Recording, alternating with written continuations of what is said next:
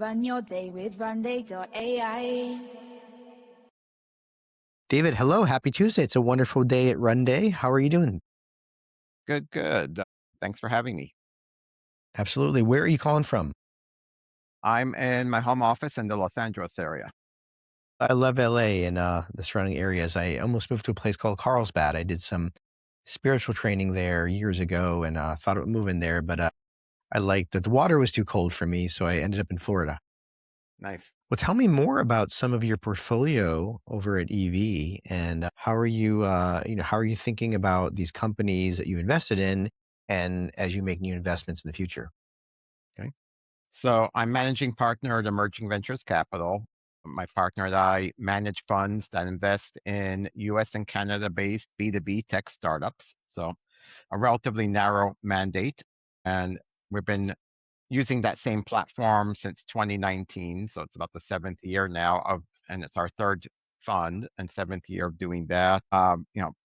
Prior to that and continuously throughout that, I've also been a very active angel investor. So I've made several hundred investments outside of the fund previously Several and hundred is continue. quite a bit.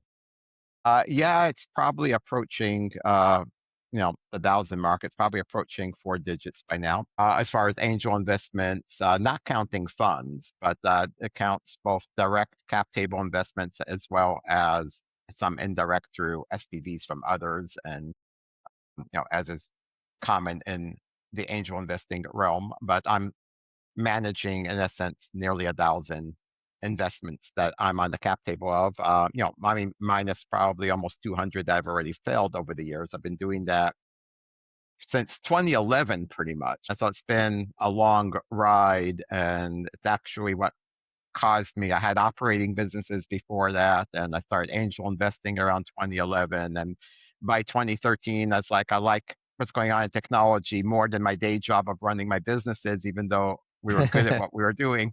I wanted to spend more time on that and got investment bankers and exited the two big businesses I had at the time so I can become a full-time investor.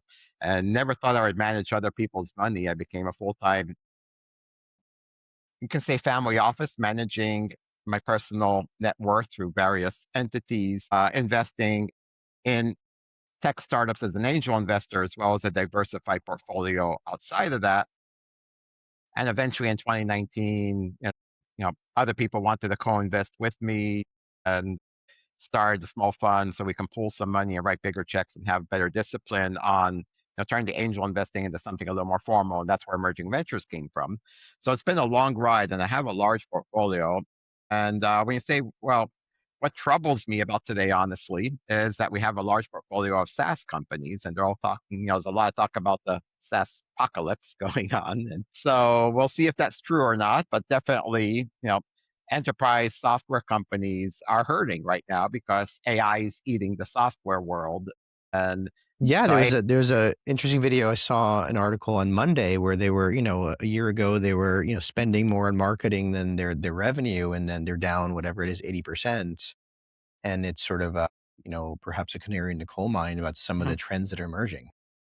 Yeah, yeah. So, that's what worries me today because I've been a long time investor and accumulated a large portfolio, both directly and through the funds that I manage in enterprise software companies primarily. That's a big chunk of my portfolio. And it's interesting to watch them navigate this and see how they're each dealing with, either pivoting and adapting AI or getting somewhat cannibalized by AI, or in many cases, a little bit of both. So as I see the updates from my portfolio companies, I have a front row seat to that evolution as it's happening live, which is unnerving as an investor. Hmm.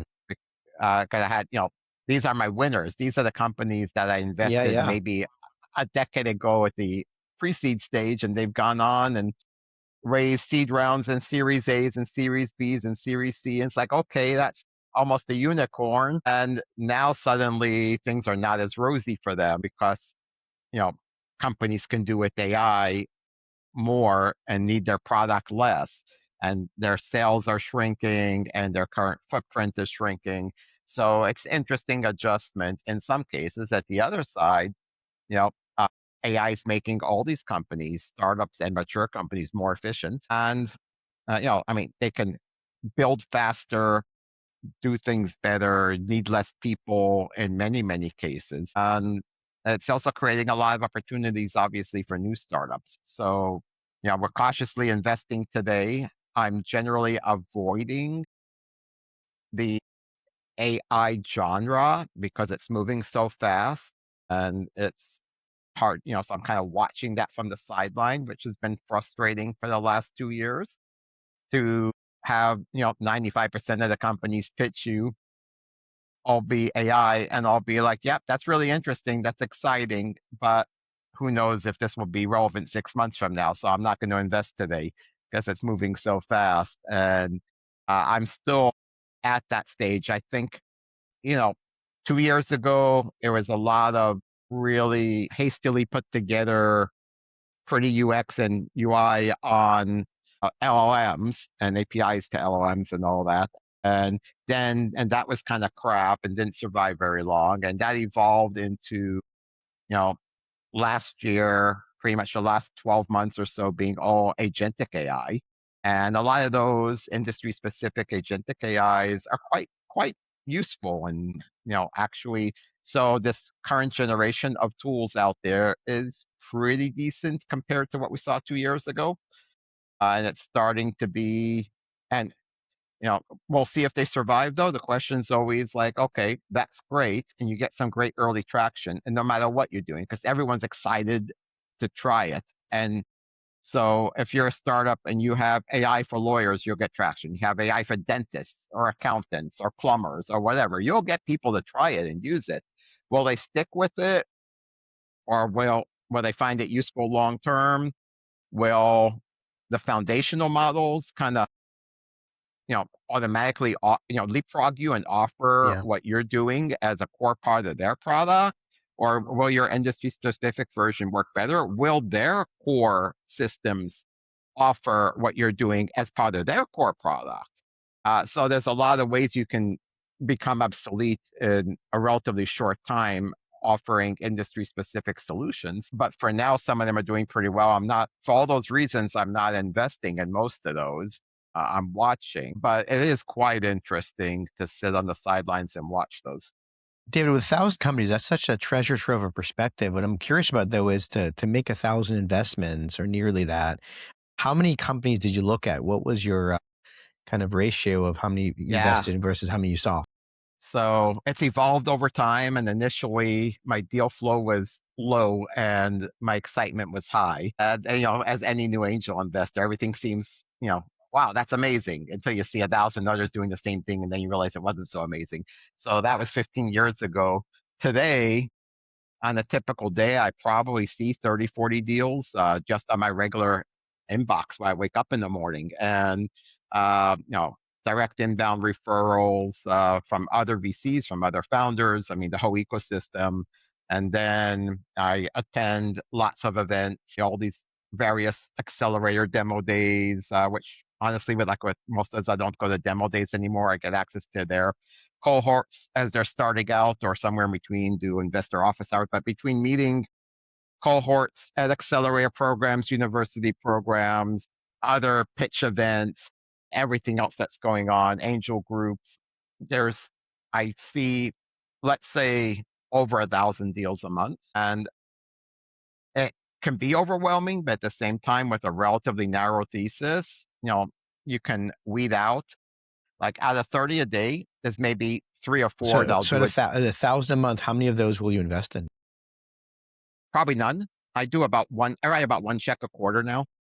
Okay. So 3,000, 1 out of 3,000 we meet a lot of Yeah, I startups. mean, yeah, I can do one a month. I can do zero a month. But I've been writing, I mean, from the fund, we've been doing about one a quarter. Personally, as an angel investor, I'm still writing a lot of small checks. So that's more prolific. And that's probably like 2 to 3 a month. I write small checks, often into deals that are brought to me by other people who already vetted them. So, they're leading them and the whole due diligence is done. And it's not on necessarily something for our fund. So I'll participate. But as far as from our fund, it's been, we're very meticulous on that. And those are bigger checks. They're typically like a up to 500,000 for our first check from the fund, and then we can go up to 1 million per startup. So one a quarter is more than enough for us over there. We don't need to deploy really fast from the fund. It has to just be the right one that feels right. But there's no quota. I can go a year without writing a check if I didn't find the right deal, or I can write 5 checks in 1 month, which has happened sometimes. And We don't you all seem to just enjoy it. closing at You the same enjoy time. seeing all these deals. I do, I angel invest as well, not Mhm. at the volume you're doing, obviously, but it's just fun learning and seeing and like hearing people's stories. And now I do it in my podcast more, but before that I was just doing it as an angel investor. And then I've had a good track record. I've had like 9 companies, two of them, 2 didn't work out, but 7 did. That's pretty good. But would be curious to as I evolve and want to scale that volume, kind of understand like what are the biggest lessons you've learned of these. So these 1,000 companies, 200 didn't make it. One, is there any pattern to those 200 that you didn't see, and now you kind of have a sense of the companies that won't make it? Yeah. So I have a focus on execution.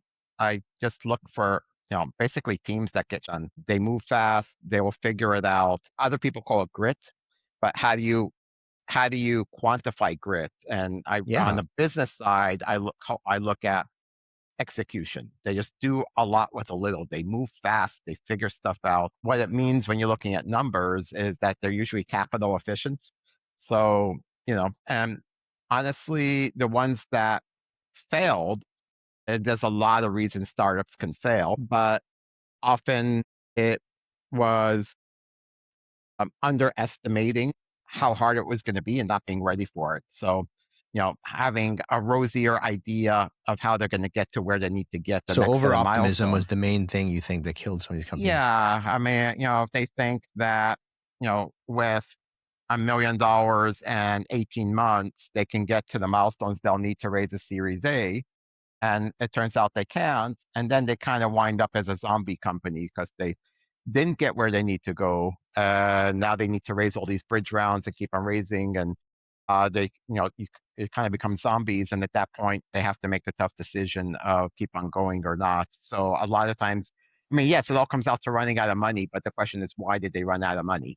And that comes back to, again, lack of execution. They failed to execute on their plan, and either the plan was flawed or the execution was flawed. And oftentimes it's just execution. The guys that are too slow, too apathetic, not hungry enough, not out there doing whatever it takes to get the sale or to get the product shipped or whatever else needs to be done, to get a partnership, even to get a good exit if they see that they're running low on cash, to try to figure some way to survive. And the gritty guys do that, and the other guys don't. Fascinating. So in our audience, we have a lot of investors. We also have a lot of companies raising capital. One, are you taking more capital in the fund? We're not fundraising at the moment. We are deploying at the moment. We'll eventually be fundraising again, but we always collect investors who are interested in what we do.